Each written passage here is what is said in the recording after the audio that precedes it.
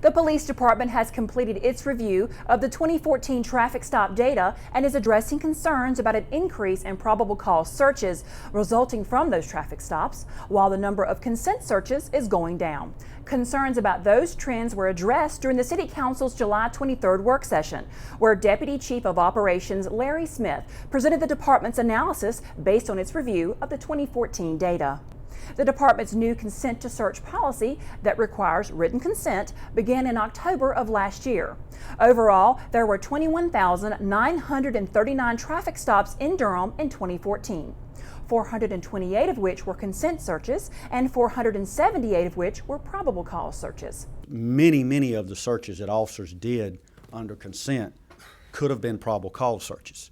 And as we have conversation with our officers, they still go that route first. I would rather try to keep this encounter between me and this citizen on an amicable scale rather than just going up and say, I see something, I smell something, step out of the car, I'm gonna search it. I would rather ask for consent to search and engage in some conversation. But once I know I've got probable cause, and if the consent doesn't work, I'm gonna go ahead and do the consent search. So we did expect for You can go ahead and do the probable cause search, I'm sorry. We did expect, as the consent searches went down, for the probable cause searches to go up. Of the traffic stops last year, 12,880 were black drivers and 8,440 were white. As we looked at our traffic stops, what we did was we took a look at, is there any one particular area in the city where we conduct a larger amount of traffic stops than in any other part? And we found that we did. What we have found, and you can see that density zone there, and it includes most of District 1, a little bit of District 5, Beat 522, and Beat 411, which also includes the south side. And the city is approximately 100 square miles, and that area makes up 6.5 square miles of that 100 square miles.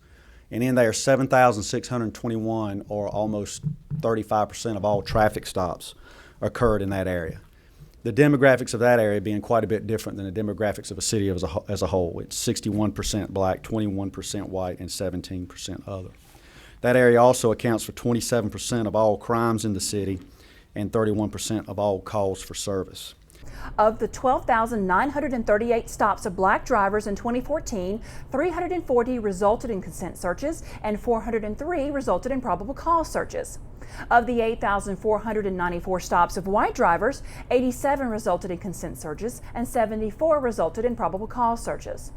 As part of the procedures implemented to ensure that there are no unexplained disparities between these stops, the department conducts a detailed analysis twice a year for any officer with at least 25 traffic stops and a 75% or higher stop rate of minorities. Of that, during this period, there was 21 officers that had that, and all but 5 of those worked in either District 1 or District 4, which the demographics of those are also much different as the city as a whole. But those officers are given out to their respective district commanders, those stops. They take those stops and they get a detailed information sheet on those stops as far as the date, the time, where the stop occurred, was there a search, was there a citation written, all those things.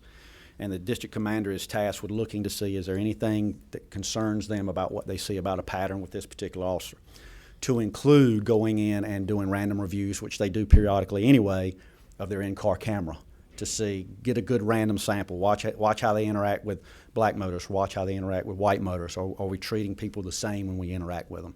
Based on the department's analysis of the 2014 data, no unexplained disparities were found between stops of white drivers and stops of black drivers. And we don't see any officers with anything that concerned us. Rather, we see our officers working consistent in the areas where they're assigned and consistent in the areas where we're dealing with crime issues.